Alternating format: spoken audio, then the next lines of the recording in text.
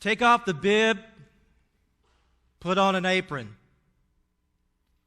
You know, the former British Prime Minister, William Gladstone, he once said that selfishness is the greatest curse of the human race. Would you agree with that quote? That selfishness.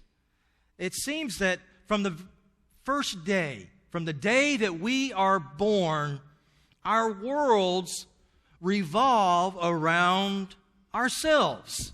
And rightfully so, because we're just babies.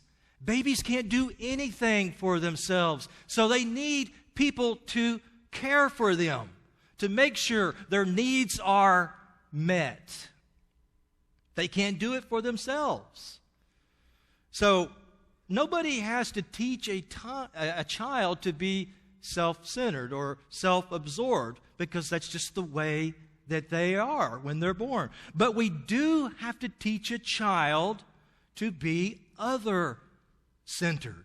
We do have to teach a child to be a servant of others, to meet the needs of others. But that can be a challenge, especially if a child is living by what I call the toddler's creed. Have you ever heard of the toddler's creed? I'm going to share that with you now. If I like it, it's mine. If I can take it away from you, it's mine. If I had it a while ago, it's mine. If I say it is mine, it's mine. If it looks like mine, it's mine. If I say I saw it first, it's mine. If you're having fun with it, it's mine. If you happen to lay it down, it's mine. But if it is broken, it's yours. That's the toddler's creed. That's what a child lives by, right? It's all about me, right? But there comes a time when the child has to grow out of that. They have to stop being a child, stop being a toddler, stop being self-absorbed, and then learning how to meet the needs of others, to be a servant of other people. Now, here's the problem, is that when the children don't grow out of it. Children grow up to be adults, but they still hang on to the toddler's creed. Sometimes we do that even as grown-ups, even as adults, we can be self-absorbed, that we can be self-consumed, that it's all about me. People need to meet my needs. Those are the most important needs. But that's just not the way that it's supposed to be. At least according to what Jesus said. He said it's not so much about you as it is about the other. Hear the story in Matthew chapter 20. Jesus is approached by a very well-intentioned mother, I'm sure, the mother of James and John, and she goes to Jesus and she asks for a special request. Okay? She asked Jesus for her sons to hold a special place of honor with Jesus in the kingdom of heaven. For one to sit on his right, and for the other to sit on his left. But Jesus responds with these very unexpected words. He says, okay, whoever wants to become great among you must be your servant. And whoever wants to first must be your slave. Just as the Son of Man did not come to be served, but to serve others. Did you hear Jesus' response there? That it's not about being served, but it's about serving others. It's not necessarily about ruling over others. No, it's about helping others. With that in mind, I'm reminded of the philosopher Bernard of Clairvaux, and he was noted for saying these words. He says, learn the lesson that if you are to do the work of a prophet, what you need is not a scepter, but a shovel.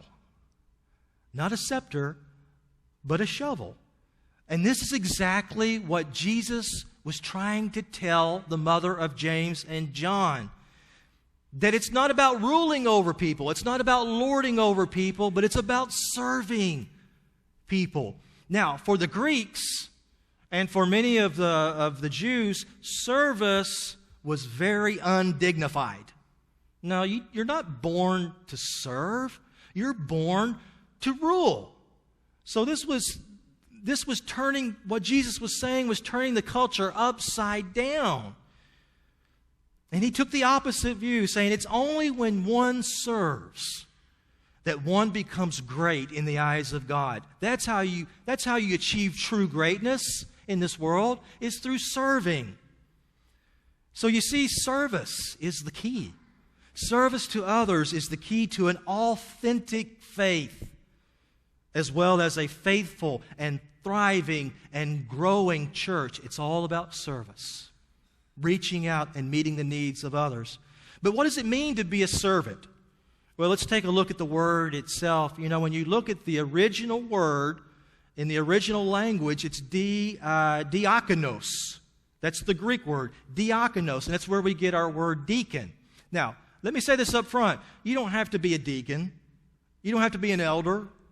You don't have to be a pastor or a missionary to serve. All of us are servants. Every single one of us are servants. And here's what the word literally means in the Scripture. It means, number one, to serve lovingly. Notice the lovingly part. Number two, to care for others. And then number three, I think this is very interesting. Number three is to wait tables. That's what it means. It means to wait tables. So to be a servant is to be a divine waiter and waitress. That's what the word means. To wait tables, to be able to help others. So today, if we are living by the toddler's creed and we're wearing one of these bibs and we may not even realize, guess what time it is? It's time to take off the bib and it's time to put on the aprons. Okay? That's what we're called to do today. Take off the bib, put on an apron. But you know what? I know that it's so much easier for us to live our lives by the toddler's creed. I mean, we live in a consumer-oriented society. That's what our culture seems to be all about. How can you meet my needs? But again, Jesus is saying just the opposite. How can you meet the needs of those around you? Because there's a big difference. The bib mentality is this: feed me, give to me. What can you give to me? Whereas the apron mentality is, you know what? I could actually feed myself and I can feed others. And that's what Jesus is going for here, is for us to have that apron mentality. Now, here's the pattern in many churches today. The average church today, this is the pattern. It's called the 80-20 rule. And what does that mean? It means that 20% of the people do 80% of the work. 20% of the people give 80% of the money. 20%. Only 20% are wearing aprons. And the rest are wearing bibs. So the thing is, are we a part of the 20 or are we a part of the 80? It's not about what we can get, but what we can give.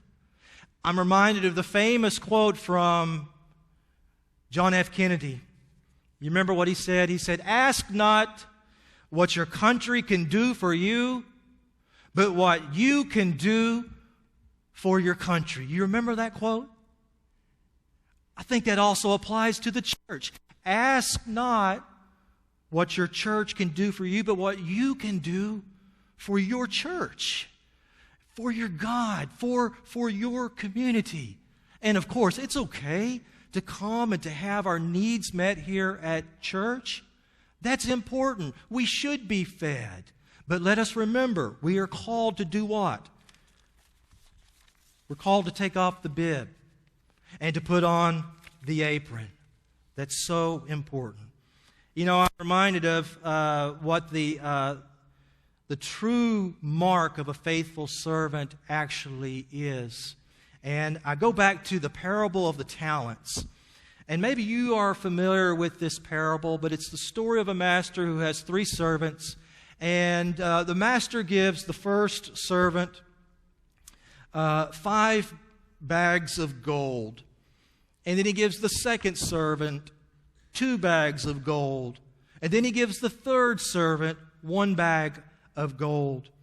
And so what they do, the first servant, he takes his bag of gold and he uses it. He works it. He invests the gifts that God has given to him, and he ends up doubling his gifts. And he goes back to the master and he presents him with 10 bags of gold. And the master is pleased at what he has done with the gifts.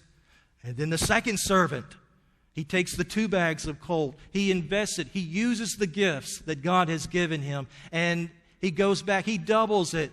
He has 4 bags of gold, and the master is pleased. But then we have the third servant. He took the gifts that God gave him, and then he buried them. He did nothing with them. And while he didn't lose that bag of gold, when he came back to the master, that's all he had. And the master wasn't pleased. Why wasn't he pleased? Because he didn't use the gifts that God had given him in a way that was productive, in a way that glorified the master. And so in the same way, that's what we're called to do. Every single one of us in here are very gifted people. We have all been given more than 5 bags of gold. And the thing is what are we doing with the gifts that God has given us? What are we doing with them? Are we just sitting on them? Are we wasting them? You see, the apron is actually a metaphor for good stewardship. And today we're called to be good stewards with the gifts that God has given to us. And we need your help. Scripture clearly says, Jesus says that the harvest is plentiful, but the workers are few. The harvest of souls. We need your help. Take off the bib, put on an apron. That's the message. That's what Jesus is trying to say to us today. Now, I want to close with this. I have a whole lot more that I wanted to say, but I'm going to spare you. You look very happy about that.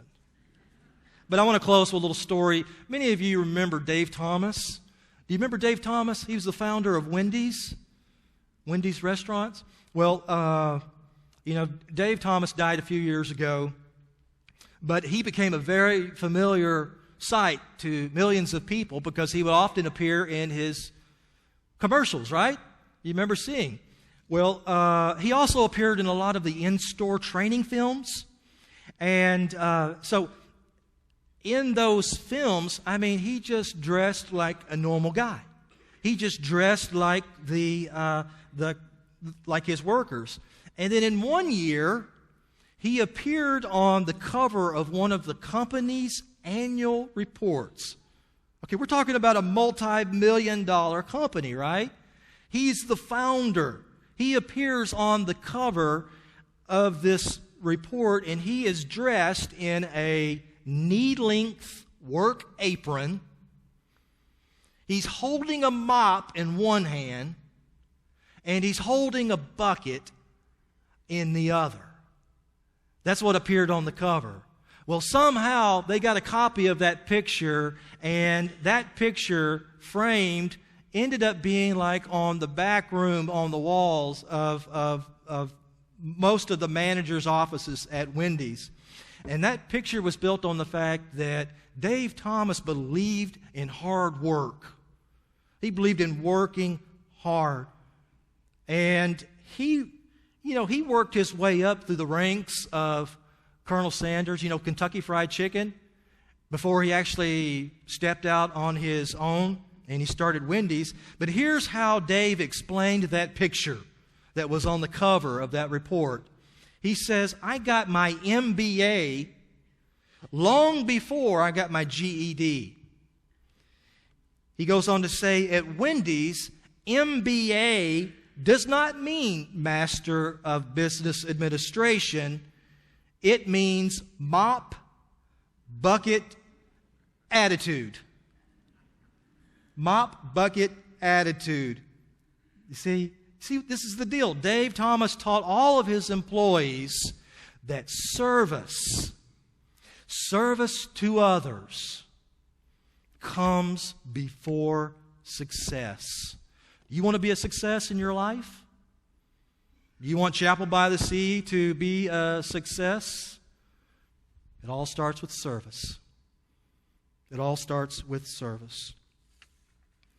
So today and every day, my fellow servants, we are called to take off the bibs, put on the aprons, and it's then and only then that we become great in the eyes of God.